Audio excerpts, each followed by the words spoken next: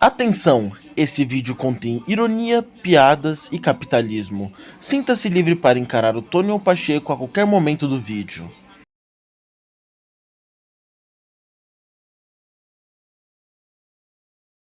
Bom, é o seguinte, um breve resumo do contexto histórico dessa história. Ela se passa ali em meados da década de 30, exatamente, quando o nosso grandiosíssimo Charlie Chaplin estava no auge de sua carreira. Voltando ao tema, como todo bom aluno de humanas sabe, foi quando houve o golpe do nosso querido Getúlio Vargas, ou pros mais próximo, Varguinha. E nessa época, havia muita tensão política durante essa ditadura militar. E, como vocês deveriam saber, nessa época, a censura estava comendo solto. O livro conta a história do Fio Jasmim comunista, também conhecido como Roberto. O Roberto chega em Fortaleza com a proposta de participar de um sindicato.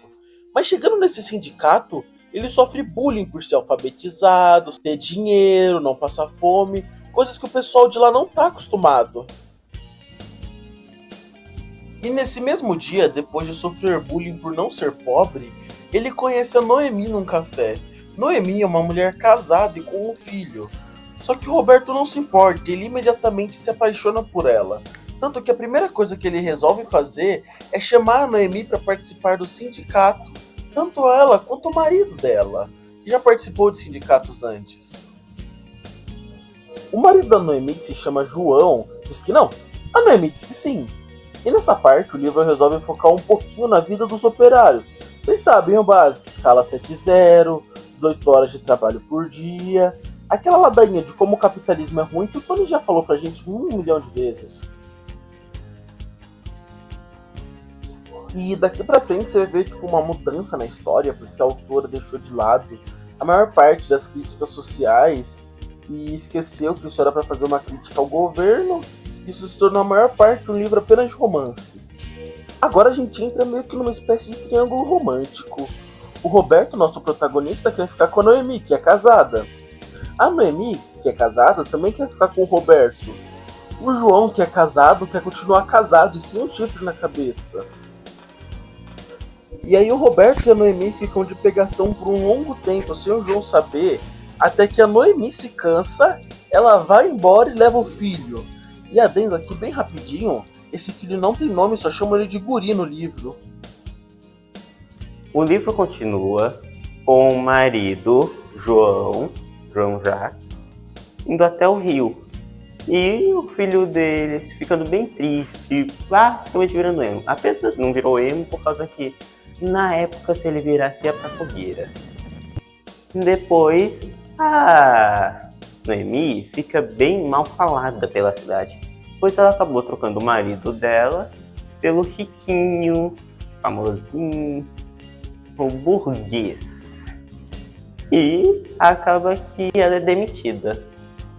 E logo após isso, o filho deles ficou muito doente. E como naquela época não tinha saúde pública de qualidade, ele acabou morrendo.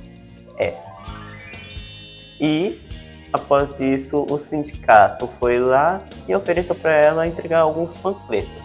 E por algum motivo, Rodrigo, o protagonista, queria ir junto. Por quê? Ninguém sabe. Ele foi junto e apenas esqueceu que ele era um foragido. E no final, só ele foi preso. Por causa que a Noemi estava grávida. Só que agora não tem ninguém perto, né? Então ela teria que trabalhar em um lugar incrivelmente saudável. 7x0, 25 horas por dia. Muito simples e ela não precisava fazer nada muito difícil. Era aquele lugar bem saudável, principalmente para as mães gestantes. Bem, ela não achou e acabou se demitindo.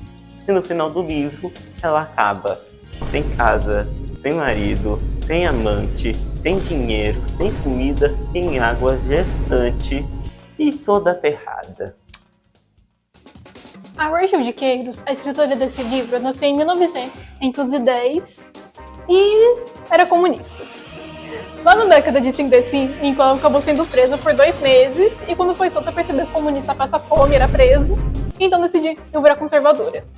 Na década de 60, ela voltou para a política, se juntando ao Getúlio, apoiando o golpe de Estado dele. Em 77, ela foi a primeira mulher a entrar na Academia de Letras do Brasil e também foi a única mulher durante o modernismo no Brasil. Em 2003, ela veio a falecer, mas deixou ao mundo 2.000 crônicas, 6 peças de teatro e mais várias outras obras como poemas e livros infantis. E por fim, como se relaciona com a realidade? Eu diria que o livro passa 2 lições importantes que permeiam até os dias de hoje. Não seja comunista e não seja corno. Todo partido cachaceiro comunista é o partido... Calma, é brincadeira. Então, eu acho que a lição, assim, que o livro quer passar, a mensagem, era sobre como estava a vida no tempo atual, sabe? Toda a ditadura militar, os problemas do capitalismo, a qualidade de vida que, como você pode ver, não era das melhores. E é isso, eu não vou me adiantar muito porque a gente já tá cansado de ouvir sobre capitalismo, né, Tony?